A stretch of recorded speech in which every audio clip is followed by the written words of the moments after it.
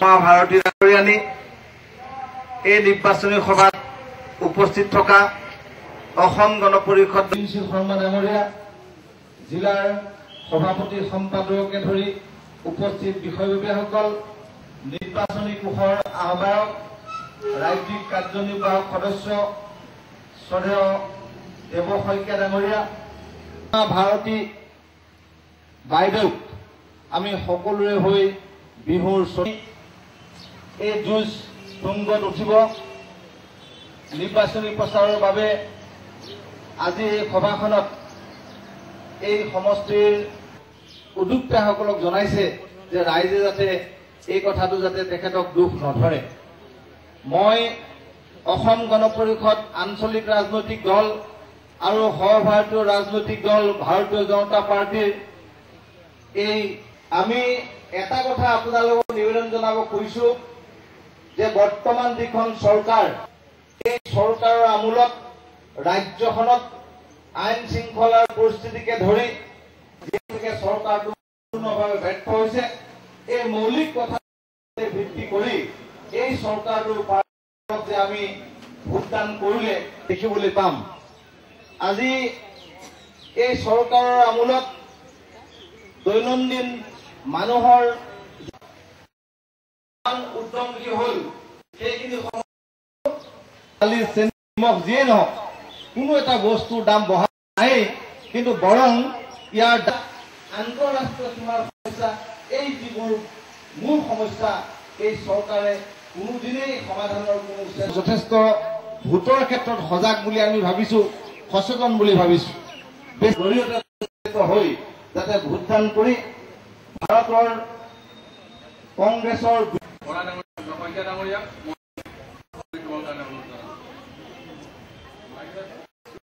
নিৰ্বাচন অনুষ্ঠিত হব। নিৰ্বাচনে কাৰণে যি অপ্ৰাণ চেষ্টা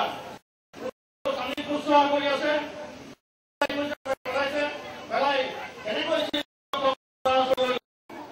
প্ৰয়াস কৰিছে। গতিকে আমাৰ যি মিলন, এই মিলন আমাৰ অসম গণ পৰিষদ আৰু ভাৰতীয় জনতা পাৰ্টিৰ যি মিলন, 23 তাৰিখৰ পিছত তোমালোকে গাড়ী ৰক্ষা কৰিব পাৰিব নোৱাৰা, তোমালোকে চিন্তা কৰা। আৰু সেই সংসদৰূপী হিমন্ত বিশ্ব শৰ্মা গাঁতখনা 23 তাৰিখৰ পিছত সেই কাগজ সোমাব লাগিব, তোমালোকে ওলাব নোৱাৰিবা, তোমালোকে ওলাই আহিব নোৱাৰিবা 23 তাৰিখৰ পিছত। গতিকে আমাৰ এই যি মিলন হৈছে অসম গণ পৰিষদ আৰু ভাৰতীয় জনতা পাৰ্টি, এই মহামিলনৰ দ্বাৰা আমি অসমৰ গাঁৱতো যোগীৰ যি ঐক্য সংগতি, এই সংগতি আমি অটুট ৰাখিবলৈ বিচাৰিছো। অসমৰ যি শান্তি আৰু সম্প্ৰীতি, এই সম্প্ৰীতি আমি অটুট ৰাখিবলৈ বিচাৰিছো। অসমখনক আমি আমাৰ যি শ্লোগান আছিল, আমি সদায় প্ৰগতিৰ পথত আগুৱাই নিবলৈ আমি বিচাৰিছো। কিন্তু এই কংগ্ৰেছে ভাৰতবৰ্ষৰ আজি 60 বছৰ শাসনকালত থাকি 60 বছৰৰ ভিতৰত হব গোষ্ঠীগত সংঘৰ্ষই এটা ভয়ানক ৰূপ লৈছে। আজি এই তৰুণটো গৈ গণেশগুৰি দলঙৰ যদি আপোনালোকে দেখিছে, আমাৰ মাজতে কৈছে ফ'ৰলেন, এই ফ'ৰলেন আজি তেওঁলোকে ক'বলৈ বিচাৰিছে যে এইটো আমাৰ কংগ্ৰেছৰ অৱদান, কংগ্ৰেছে দিছে। কিন্তু ভাৰতীয় জনতা পাৰ্টিৰ বাজপেয়ী ডাঙৰীয়া যেতিয়া প্ৰধানমন্ত্ৰী আছিল, সেই প্ৰধানমন্ত্ৰী থকা অৱস্থাতেই এই ফ'ৰলেন, সেই সৰ্বশক্তি আঁচনি প্ৰস্তুত কৰিছিল প্ৰধানমন্ত্ৰী বাজপেয়ী ডাঙৰীয়া। কিন্তু আজি অসমৰ সমস্ত ঐক্য সংঘাতে চাই তেওঁলোকে এই কথাহাতখন লৈ পেলাই এইটো ISI কৰিছে, মোচাই কৰিছে, আলফাই কৰিছে, কোনে কৰিছে তেওঁলোকে কৈছে। জনজাতিকৰণৰ বিষয়টো, ছটা জনগোষ্ঠীৰ জনজাতিকৰণৰ বিষয়টো ভাষণৰ কাৰণে আমি এতিয়া আমাৰ আজিৰ মূল कामनाएं देती हूँ और भगवान से प्रार्थना करती हूँ कि इस राज्य के लोगों को गरीबी से, आतंकवाद से और घुसपैठ से मिले, ये मैं भगवान से प्रार्थना करती हूँ। मुझे बहुत खुशी हुई है कि एजीपी और बीजेपी मिलकर के एक हो गए हैं। अब एजीपी और बीजेपी मिलकर के एक हो गए हैं तो समझ लो कि शिव और शक्ति मिलकर के एक हो गए। और ये जो बिहू के अवसर पर हमारे असम राज्य की महिलाएं जो लाल और सफेद वस्त्र पहनती हैं, ये शिव और शक्ति के मेल का प्रतीक है। और जब शिव और शक्ति मिलते हैं तो नई सृष्टि की रचना होती है। इस असम में भी एजीपी और बीजेपी मिलकर के एक हुए हैं, तो अब असम की रक्षा होगी और एक नई रचना यहाँ पर होगी।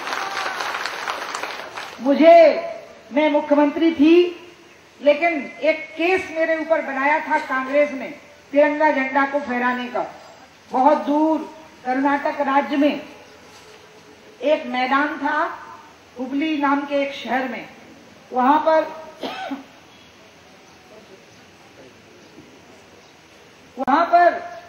तिरंगा झंडा फहराना मना था। मैंने कहा कि हम वहां तिरंगा झंडा फहराएंगे। ये 94 की बात है। संघ के लोगों ने, आरएसएस के लोगों ने वहां आंदोलन छड़ा हुआ था तिरंगा झंडा फहराने का। उन्होंने हमको एक काम दिया, मुझे ये जिम्मेवारी दी कि तुम तिरंगा झंडा फहरा करके दिखाओ। मैं उस समय पर युवा मोर्चे की राष्ट्रीय अध्यक्ष थी और सरकार ने रोक लगाई हुई थी कि हम तिरंगा झंडा नहीं फहराने देंगे। तब वहां कांग्रेस की सरकार थी कर्नाटक में। तो मैं वहां गई, हमने बहुत बड़ा मूवमेंट किया, बहुत बड़ी संख्या में लड़के इकट्ठे हुए, महिलाएं इकट्ठी हुई, गोलियां चली, हम लोगों ने बहुत डंडे खाए, लेकिन अंत में हमने वहां पर तिरंगा झंडा फहरा दिया। उसके कारण हमारे ऊपर केस बन गया। हमने तय किया कि चाहे जो हो जाए, ये हमने तय किया। मुझे सोनिया गांधी बुरी नहीं लगती, बहुत अच्छी लगती हैं मुझे तो।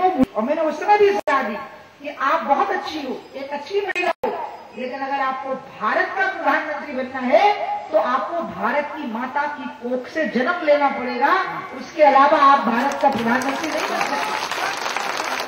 पहाड़ियों पर हमारे जवानों ने, हमारी मिलिट्री ने अपना बलिदान दिया है और इसलिए मैं तिरंगे झंडे को छोड़ूंगी नहीं, मुख्यमंत्री का पद छोड़ दूंगी, लेकिन मैं जमानत नहीं करवाऊंगी, मैं जेल चली जाऊंगी। और मैं जेल चली गई। असम के लोग भी मेरे साथ गिरफ्तारी देने के लिए गए थे। यहाँ के जो भारतीय जनता पार्टी के लोग थे, जब अटल जी के नेतृत्व में मुझे रिहा कराने का आंदोलन चला था, तो उसमें यहाँ के भी बीजेपी के लोग गए थे। उसके बाद कुछ ऐसे हालात बन गए कि मैं भाजपा से अलग हो गई। अलग हो जाने के बाद मैंने अपनी पार्टी बना ली। मैं किसी भी चीज से डरती नहीं हूँ, मैं सिर्फ अपनी गलतियों से डरती हूँ। और मैं गरीब आदमी से बहुत डरती हूँ, क्योंकि मुझे लगता है कि गरीब आदमी के अंदर भगवान बसता है, और अगर गरीब आदमी की आंखों में आंसू आ गए तो उस पापी को फिर भगवान भी बचा नहीं सकता जो गरीब आदमी की आंख में आंसू लाएगा। और मैं किसी से डरती नहीं, तो एक पार्टी मैंने बना ली। लेकिन पिछले विधानसभा के चुनाव में हमको पैसे ही नहीं थे हमारे पास। अब हमको एक नई माया समझ में आई है कि वोट और नोट की दोस्ती हो गई है। जैसे शिव और शक्ति की दोस्ती है, उसी तरह से वोट और नोट की भी दोस्ती है। और वो वोट और नोट की दोस्ती के कारण हमको बहुत प्रॉब्लम आई चुनाव में। तो जब प्रॉब्लम आई तो फिर पार्लियामेंट का चुनाव आ गया। तब हमें लगा कि हम तो चुनाव नहीं लड़ सकते, क्योंकि वोट तो मिलेगा लेकिन नोट नहीं है। वोट खूब है हमारे पास लेकिन नोट नहीं था। तो हम सोचे कि चुनाव नहीं लड़ेंगे तो हमारा धर्म बनता है, या तो हमको राजनीतिक दल बनाना नहीं चाहिए, और अगर मैंने राजनीतिक दल बनाया है तो या तो चुनाव लड़ना पड़ेगा या किसी का समर्थन करना पड़ेगा, क्योंकि डर के मारे मैदान छोड़ के नहीं भागा जा सकता। और वो भी नोट से क्यों डरा जाए? गरीब आदमी से डरूं, भगवान से डरूं, नोट से क्यों डरूंगी, पैसे से क्यों डरूंगी? तो फिर मैंने सोचा समर्थन करना पड़ेगा या चुनाव लड़ना पड़ेगा। तो चुनाव लड़ नहीं सकते थे तो समर्थन करने का फैसला किया। और आज मैं आपको बता रही हूँ, यहाँ आपके धरती पर खड़े होकर आपको बहुत सच बोल के जा रही हूँ। समर्थन करने के 4 कारण बने हैं, और उसमें से एक कारण आसाम भी है। मैं आपको बताऊं, जो हमने अडवाणी जी को समर्थन किया, हम अडवाणी जी के पास में गए और हमने कहा अडवाणी जी आपको प्रधानमंत्री बनना चाहिए, इसके लिए हम आपका समर्थन कर रहे हैं। जैसे एजीपी बीजेपी का समर्थन कर रही है और अडवाणी जी को प्रधानमंत्री पद के लिए उम्मीदवार स्वीकार किया है जैसे एजीपी ने, इसी तरह से हमने भी बिना बीजेपी में शामिल हुए अडवाणी जी को प्रधानमंत्री पद के लिए स्वीकार किया है। और रामचंद्र गुहा जब यहाँ से जीत के जाएंगे तो वो अडवाणी जी को ही प्रधानमंत्री बनाने के लिए जीतेंगे, इसलिए उनको वोट मिलना चाहिए। और इसलिए हमारी वजह से आपको एक वोट भी मिलेगा तो हमको खुशी होगी, हमको गर्व होगा कि हम आपके काम आए हैं, और इसलिए हम आपके लिए प्रचार करेंगे। जब प्रचार करने की बात आई तो 4 बातें हैं, आप ध्यान रख लीजिए। जिसके लिए मैं आडवाणी जी का समर्थन कर रही हूँ। एक बात है कि असम को घुसपैठियों से मुक्ति मिलनी चाहिए, बांग्लादेशी घुसपैठियों से असम को मुक्ति मिलनी चाहिए। इसलिए आज मेरा ये वचन ले लीजिए, आपके लिए जान की बाजी लगा देंगे, लेकिन आसाम की धरती को बांग्लादेशी घुसपैठियों से मुक्ति दिला करके रहेंगे। और इसलिए हमने आडवाणी जी को कहा कि ये काम सिर्फ आप कर सकते हैं और कोई नहीं कर सकता है, और इसलिए आपको प्रधानमंत्री बनाने के लिए हम अपनी दम लगा देंगे।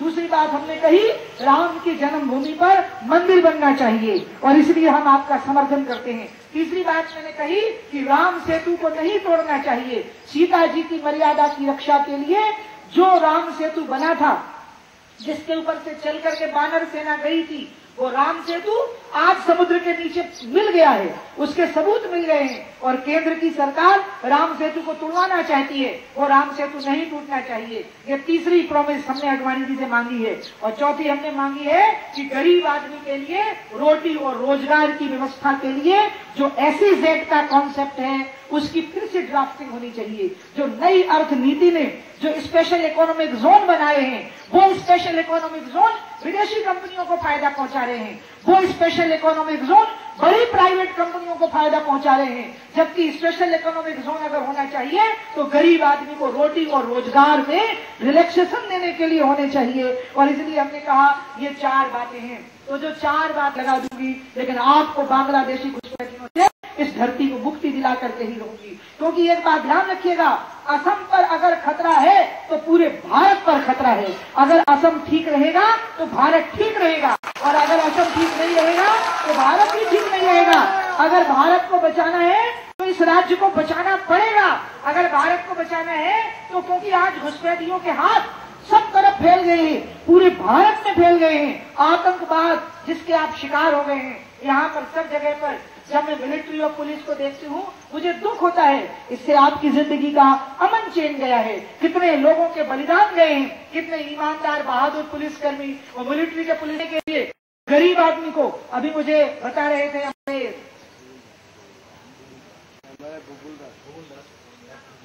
हमारे जो होकर के घूम रहे हैं, ये कितने दुखदायी बात है।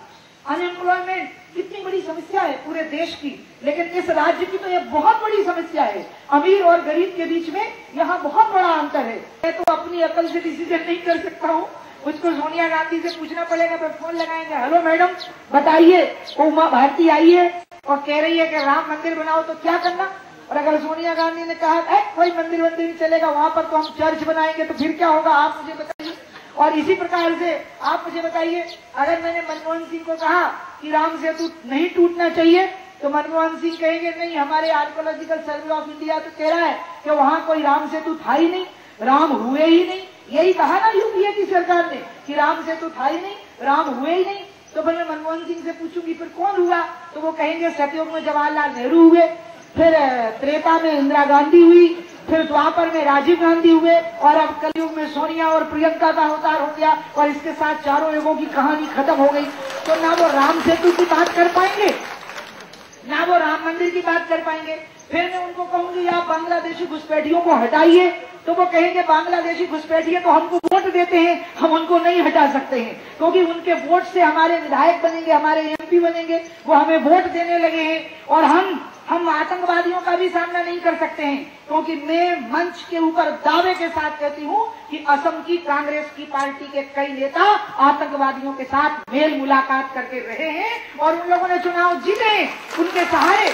और इसलिए वो लोग उन पर गोलियां नहीं चला सकते, उनका मुकाबला नहीं कर सकते। कांग्रेस के नेताओं ने उनका पालन पोषण किया है चुनाव जीतने के लिए। तो ऐसी स्थिति में वो कैसे मुकाबला करेंगे।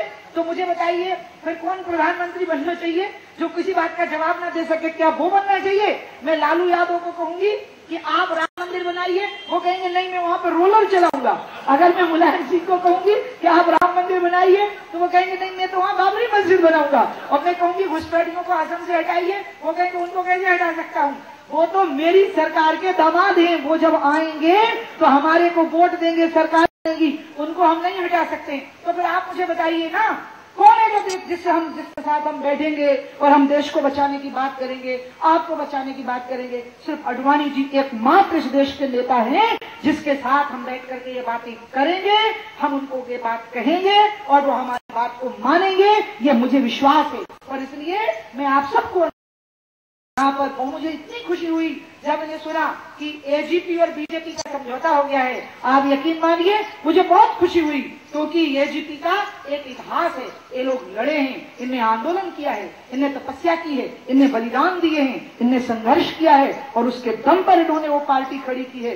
भारतीय जनता पार्टी का भी आंदोलन का, संघर्ष का इतिहास रहा है। मैं खुद यहाँ पर आई थी, आपको याद होगा, और मैंने ह्यूमन चेन बनाई थी, करीमगंज में बनाई थी, धुबड़ी में बनाई थी। मैंने अटल जी को बुलाया था, अडवाणी जी भी उसमें आए थे और मैं उस समय पर इस धरती के लिए लड़ी थी। और मुझे यकीन है भारत सुरक्षित नहीं रह सकता अगर आप सुरक्षित नहीं रह सकते हैं। तो भारत की सुरक्षा की गारंटी असम की धरती से तय होनी है कि भारत सुरक्षित रह सकता है कि नहीं रह सकता। क्योंकि मैं ऐसा मानती हूँ, पाकिस्तान कभी लगता था कि बहुत बड़ा खतरा है, आज पाकिस्तान की हालत खराब है। आज पाकिस्तान ने जो भस्मासुर हमारे लिए पैदा किया था वो पाकिस्तान को ही भस्म कर रहा है।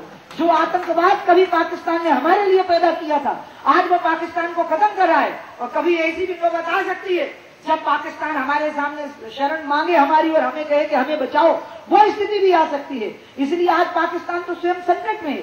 जैसे भगवान शंकर ने भस्मासुर को वरदान दे दिया था कि जिसके सिर के ऊपर हाथ रखोगे वही भस्म हो जाएगा, पाकिस्तान ने आतंकवादियों को वरदान दिया और आज वही आतंकवाद पाकिस्तान को खत्म कर रहा है। आज भारत की सबसे बड़ी समस्या क्या है?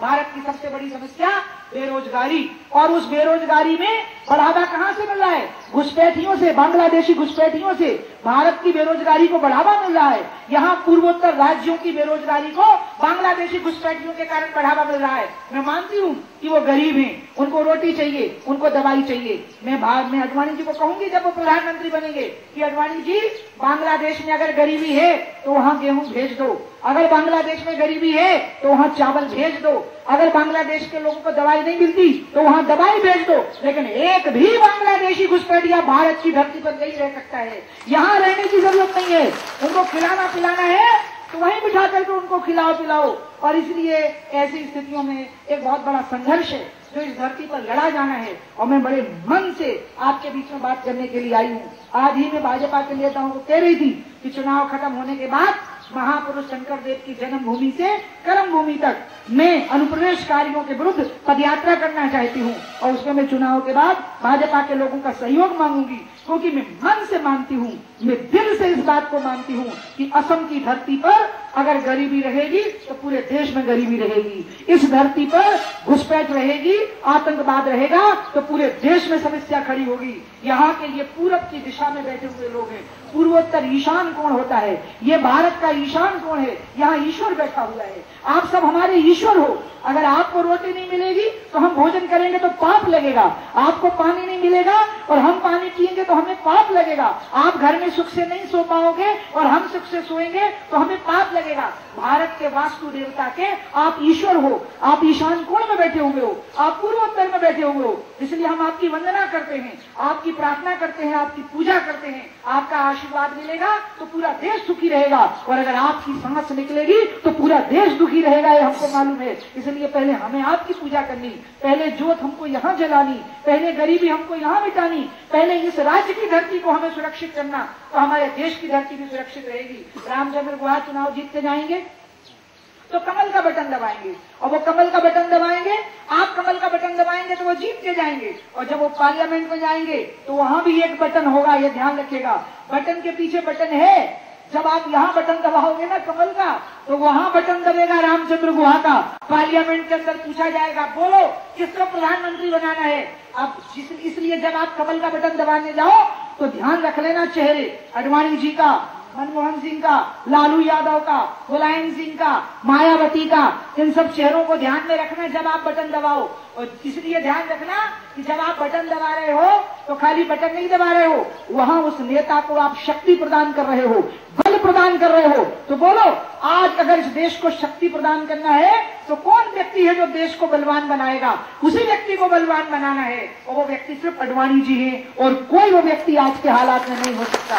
और इसलिए आप रामचंद्र गुहा का बटन जब दबाओगे और जब रामचंद्र गुहा फिर से पार्लियामेंट के मेंबर बनेंगे, अभी भी बने हुए हैं और वो दोबारा बनेंगे, आज वो यहाँ पर मौजूद नहीं है क्योंकि चुनाव का समय है, लोकसभा क्षेत्र बहुत बड़ा होता है, उम्मीदवार को हर जगह पे जाना चाहिए। आप तो मेरे को ही रामचंद्र गुहा समझ लो, मैं जो आपके सामने खड़ी हूँ मुझे उन्हीं का राजेंद्र गुहा, आप मेरे को ही राजेंद्र गुहा समझ लो और मुझे राजेंद्र गुहा समझ करके मैं आपको कहूंगी कि आप कमल का बटन दबाइए, राजेंद्र गुहा को, अभी वो सांसद हैं, दोबारा उनको सांसद बनाइए और यहाँ से चुनाव जिता करके उनको भेजिए। तीसरी बार सांसद है वो यहाँ से, यानी कि वो एक बार मेरे साथ रहे होंगे, अब तीसरी बार उनको बनाइए, ये मैं आप लोगों से अनुरोध करूंगी। कमल का बटन दबाइएगा और मैं अपनी पार्टी की तरफ से भी, हमारी पार्टी की यूनिट यहाँ नहीं है, असम में हमने नहीं बनाई क्योंकि हमको मालूम था, हमने तय किया था, हमारी पार्टी का जो हमारा विजन डॉक्यूमेंट है उसमें हमने लिखा है कि हम घुसपैठियों को भारत की धरती से बाहर खदेड़ेंगे, ये हमने तय किया हुआ है। और इसलिए ऐसी स्थिति में राजेंद्र गुहा को तीसरी बार अगर मेरी वजह से संसद में भेजने के लिए 2 वोट भी बढ़ जाएंगे तो मुझे आज यहाँ आना बहुत अच्छा लगेगा और मैं आप लोगों को, अब तो मुझे लगता है हजारों वोट बढ़ेंगे, बहुत बड़ी संख्या में आप लोग यहाँ पर आए हो, लेकिन बहुत बड़ी संख्या में गरीब वर्गों के लोग भी यहाँ पर मौजूद हैं। मैं आप सबको प्रणाम करती हूँ। हमारे देश को राम और रोटी दोनों चाहिए, हमें राम भी चाहिए और हमें रोटी भी चाहिए। और इसलिए हमने तो एक नारा ही दिया है कि जब मिलेंगे रोटी राम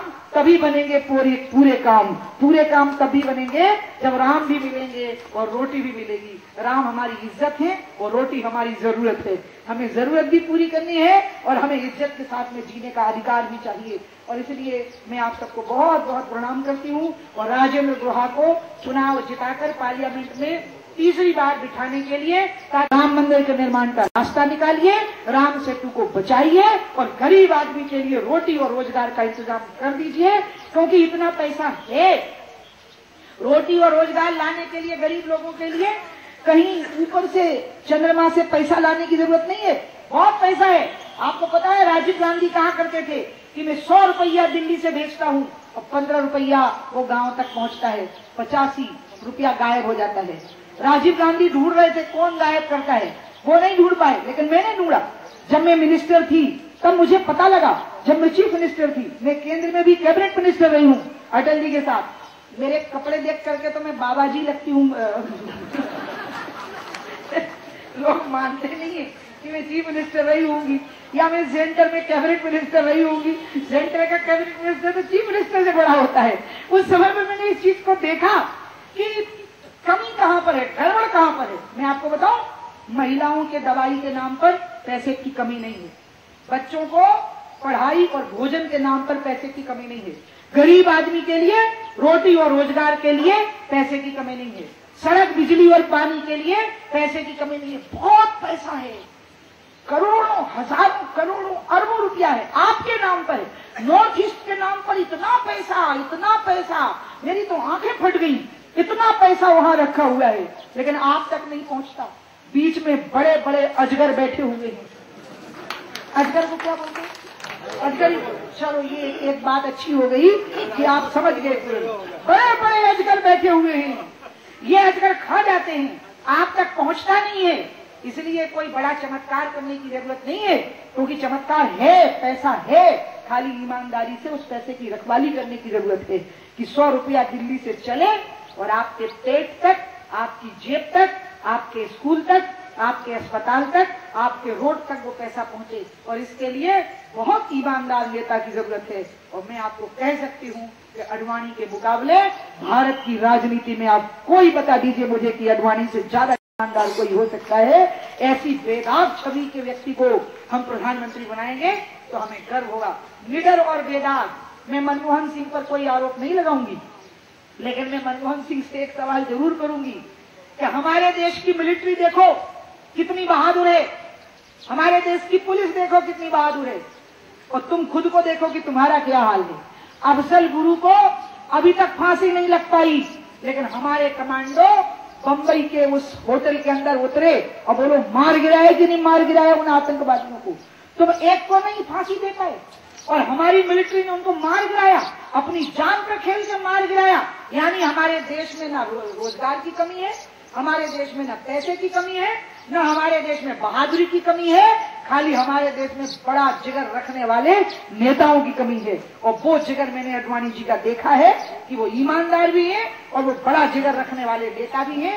इसलिए आप सबको अपील करूंगी, आडवाणी जी को प्रधानमंत्री बनाने का आशीर्वाद दीजिए, राजेंद्र गुहा को कमल का बटन दबाकर त्रिकोण बनाइए शक्ति का, और तीसरी बार उनको सांसद बना करके भेजिए। इन्हीं शब्दों के साथ आपको प्रणाम करूंगी और अपनी बात समाप्त करूंगी। अब मुझे आपसे एक नारा लगवाना है, असम। असम चलेगा कि अहम बोलना पड़ेगा, बताइए? चलेगा ना असम? मैं जय असम बोलूंगी और आप मेरे साथ जय भारत बोलेंगे। मैं उठाऊंगी हाथ, जरा उठाइए हाथ। मैं बोलूंगी जय असम, आप बोलेंगे जय भारत। जय असम, जय असम, जय असम, जय भारत माता की जय श्री राम।